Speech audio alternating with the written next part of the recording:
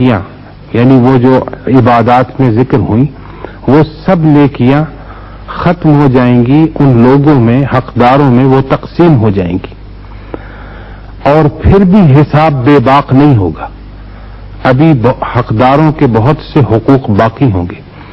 تو پھر اللہ تعالیٰ فرمائیں گے کہ اچھا یہ جو حقدار ہیں ان کے گناہ اس کے کھاتے میں درج کر دیے جائیں۔ تو اب آپ دیکھیے کہ وہ شخص جو اعمال صالحہ کا ایک ذخیرہ لے کر پہنچا ہوگا لیکن وہ اپنے معاملات میں درست نہ ہوگا تو اس کی ساری نیکیاں معاملات کی خرابی کی وجہ سے ضائع ہو گئی، بلکہ جو بہت سے حقدار تھے ان کے گناہ بھی اس کے سر آ گئے، اور پھر فرشتوں کو حکم دیا جائے گا کہ اب اس کو جہنم میں ڈال دیا جائے۔ اس سے آپ اندازہ کر لیجئے کہ معاملات کی دین کے اندر کیا اہمیت ہے۔ دوسری بات یہ کہ سماجی تعلقات کے حوالے سے ہمیں سورہ حجرات میں تفصیل کے ساتھ احکام ملتے ہیں جو واقعتاً اگر ہم اختیار کر لیں تو آج جن بہت سی برائیوں میں ہم پڑے ہوئے ہیں اور جن کی وجہ سے خود ہماری اپنی زندگیاں اجیرن ہیں، ہم ان احکامات پر عمل کر کے اپنے معاملات کی اصلاح کر سکتے ہیں، اپنے سماجی تعلقات کو بہتر بنا سکتے ہیں۔ حکم یہ دیا گیا کہ اے اہل ایمان، تم میں سے کوئی قوم کسی دوسری قوم کو اپنے سے پست نہ سمجھے، اس کا مذاق نہ اڑائے۔ لا یسخر قوم من قوم عسى ان يكونوا خيرا منهم، ہو سکتا ہے کہ جن کا مذاق اڑایا جا رہا ہے وہ اللہ کی نظر میں تم سے بہتر ہو۔ تعلیم یہ دی گئی کہ ایک دوسرے کی عیب جوئی نہ کرو، تعلیم یہ دی گئی کہ ایک دوسرے کے عیوب مت تلاش کرو، ولا تجسسوا ولا یغتب بعضکم بعضا، ایک دوسرے کی غیبت مت کرو۔ اور غیبت کی کراہت اس طرح سے بیان کی گئی کہ ایحب احدکم ان یأکل لحم اخیہ میتا، کیا تم میں سے کوئی شخص پسند کرتا ہے کہ وہ اپنے مردہ بھائی کا گوشت کھائے؟ اور پھر غیبت کی تعریف یہ کی گئی کہ کسی اپنے بھائی کی یا اپنے ساتھی کی برائی بیان کرنا جو اس کے اندر موجود ہو، وہ غیبت ہے۔ اگر وہ تہمت ہے، اگر وہ برائی موجود نہیں ہے تو وہ بہتان کے زمرے میں آتا ہے کہ جو اس سے بڑا گناہ۔ تو آپ یہ دیکھیے کہ یہ احکامات جو اس سورہ کے اندر ہمیں دیے گئے ہیں، یہ پست انسانی جذبات کہ جن کے اندر ہم مبتلا ہو جاتے ہیں، اس سے تعلقات کشیدہ ہو جاتے ہیں۔ آپ نے یہ فرمایا کہ حسد اس طرح سے نیکیوں کو کھا جاتا ہے جس طرح سے سوکھی ہوئی لکڑیوں کو آگ نگل لیتی ہے۔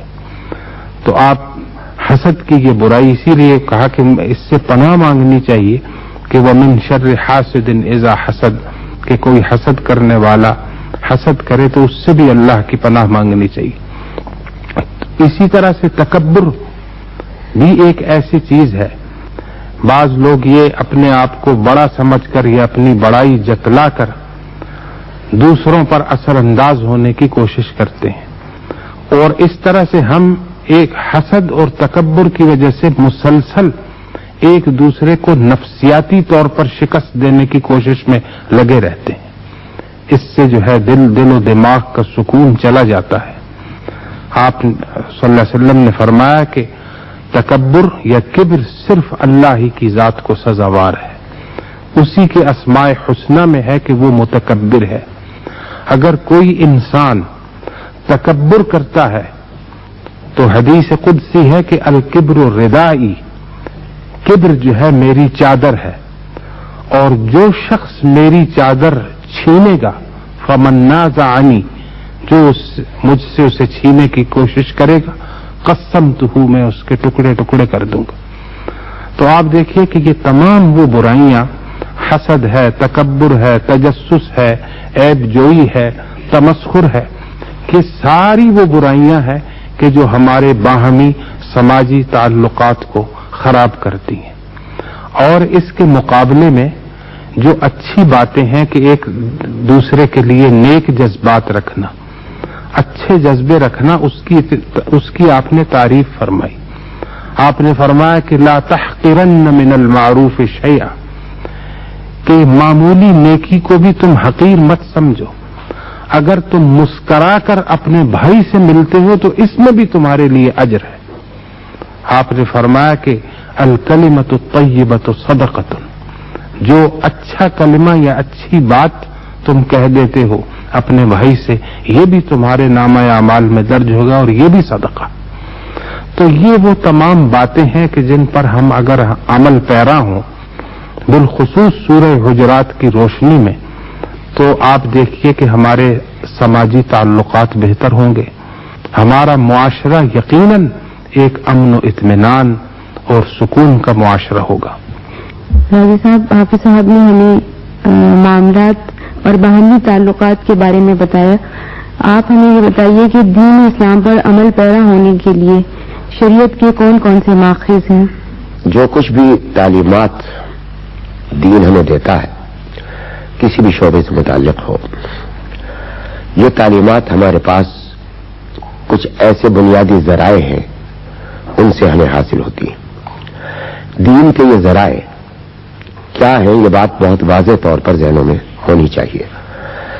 آج کل کے زمانے میں علماء سے اور اہل علم سے یہ مطالبہ ہوتا ہے، اور وجہ ہے وہ مطالبہ کہ عصر حاضر نے جو ہمارے سامنے بہت سے مسائل پیش کر دیے ہیں، ان کا حل ہمیں اجتہاد کر کے قرآن و سنت سے حاصل کرنا چاہیے. اجتہاد خود ایک ایسا ہی فریضہ ہے جیسے تبلیغ اور جہاد کا. تو یاد رکھیے کہ یہ اجتہاد ہو نہیں سکتا جب تک کہ ہم دین کے ان مآخذ کو اچھی طرح نہ سمجھ لیں، اس کی حدود نہ سمجھ لیں کہ کیا ہے. سب سے پہلا ماخذ تو ظاہر ہے، آپ بھی جانتے ہیں، اللہ تعالیٰ کا کلام یعنی قرآن کریم ہے. قرآن کریم نے بہت سے اصول بیان کیے ہیں، بہت سے شعبوں کی تفصیلات بھی بیان کی ہیں. لیکن اگر فرض کیجئے کہ کسی بھی حال میں ایسا کوئی حکم آ جائے کہ جس کا حکم ہمیں قرآن میں نہ ملے، تو اس کے بعد پھر ہمارے پاس ایک بہت بڑا ذخیرہ اور محترم ذریعہ علم کا وہ ہے حضرت صلی اللہ تعالی علیہ وسلم کی سنت، جس میں آپ کی قولی حدیثیں، عمل آپ کا عمل اور آپ کی تقریرات، یعنی کہ جس پر آپ نے خاموشی اختیار کی ہو، آپ کے سامنے کوئی عمل ہوا ہو، یہ ساری چیزیں موجود ہوتی ہیں، اور اس میں صحابہ کا تعامل بھی شامل ہو جاتا ہے. یہ دوسرا ذریعہ ہے، سنت جس کو کہتے ہیں. تو پہلا ذریعہ قرآن ہوا، دوسرا ذریعہ سنت، تیسرا ذریعہ اجماع. اجماع کے معنی ہے کہ کسی بھی دور میں کہ علماء اگر کسی مسئلے پر جمع ہو کر کوئی فیصلہ قرآن و سنت کی روشنی میں، جو اصول انہیں قرآن و سنت دیتے ہیں ان کی روشنی میں متفقہ طور پر فیصلہ کر دیں، تو وہ ہم پر واجب ہو جاتا ہے، اور امت پر اس کی پیروی کرنا ضروری ہوتا ہے، اسی طرح جیسا سنت سے ضروری ہے، جیسا قرآن سے ضروری ہے. چوتھا ذریعہ ہے قیاس، اور یہی اجتہاد بھی ہے. کہ قیاس کا مطلب یہ ہے کہ جو مسائل، جو اصول ہمیں قرآن و سنت سے یا اجماع سے ملے، ان کو سامنے رکھتے ہوئے ہم کسی ایسے حکم کا، کسی ایسے مسئلے میں حکم تلاش کرنا شریعت کا جس کا حکم ان تینوں پہلے ذرائع میں موجود نہیں تھا، لیکن اس کی بنیاد ہو اسلامی اصولوں ہی پر. میں اس کو یہاں ایک مثال سے سمجھاؤں. قرآن کریم نے بہت واضح طور پر حکم دیا کہ شراب پینا حرام ہے، لیکن چرس کے بارے میں، ہیروئن کے بارے میں اور نشے کے دوسرے جو بعد میں پیدا ہوئی اقسام، ان کے بارے میں کوئی حکم نہیں. تو ہم یہ دیکھیں گے کہ شراب کا حکم کس بنا پر حرام تھا.